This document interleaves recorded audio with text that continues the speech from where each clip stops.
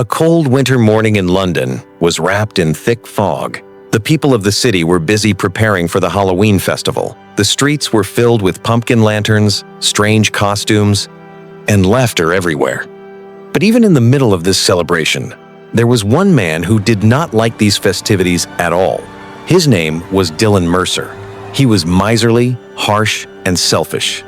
Other people's happiness seemed meaningless to him. In his small office worked an honest but poor employee named Elliot Harris. Shivering in the cold, Elliot worked all day, yet Dylan never allowed him to light a fire to warm himself.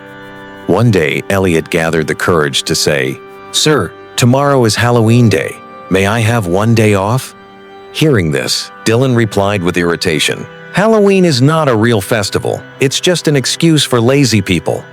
Still, after much pleading, he reluctantly granted Elliot the day off, but the annoyance was still visible on his face. That night, because of heavy workload, Dylan stayed in the office. In the deep silence of the night, the office seemed colder and frightening. Outside, the fog and a light wind were tapping against the window glass.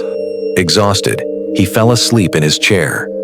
Suddenly, in the silence of the night, he heard a strange sound, as if someone was dragging heavy chains while walking. Startled with fear, Dylan looked around. Just then, a strange shadow slowly began to appear in front of him. He saw that standing before him was his grandfather, George Wilson, who had died many years ago. But heavy iron chains were wrapped around his body. Trembling with fear, Dylan said, "Is this real? You died many years ago."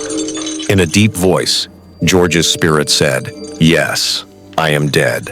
These chains were made by me. In life, I chased only money and greed and treated people unfairly. That is why, even after death, I must carry the burden of these sins." Then he looked at Dylan and said, "You are walking down the same path I once did, but you still have a chance. Tonight will show you what kind of person you have become." As soon as he said this, George's spirit disappeared.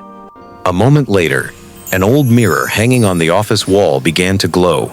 Dylan watched in amazement as different scenes from his life began appearing in the mirror as if it were showing his past and future. First, he saw a scene from his childhood. Little Dylan was sitting alone on a sidewalk. Passers-by ignored him. No one stopped to help him. In the eyes of that child, there was pain and loneliness. Seeing this scene, Dylan felt an ache inside his chest. Then another scene appeared in the mirror.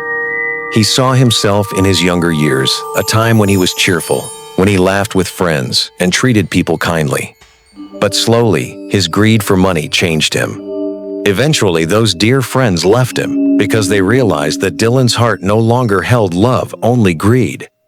Seeing this, Dylan cried out in pain, "Stop! I don't want to see anymore!" But the mirror did not stop. This time, it showed a terrifying scene from the future. Dylan saw people laughing while telling the story of a cruel man's death. No one felt sad for him, and no one spoke his name with respect.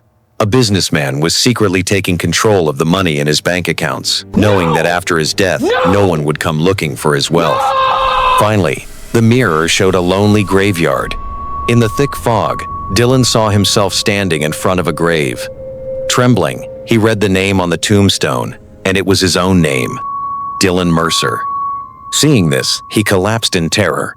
Breaking down in tears, he cried, "No, this cannot be my future. I will change. Please give me another chance."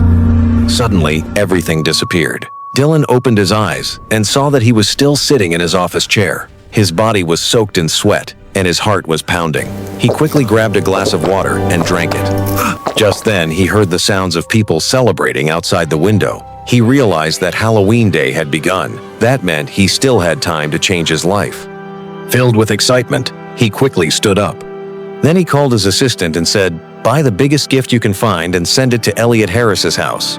After that, he went to the Halloween celebration, greeted Elliot with a warm smile, increased his salary, and promoted him.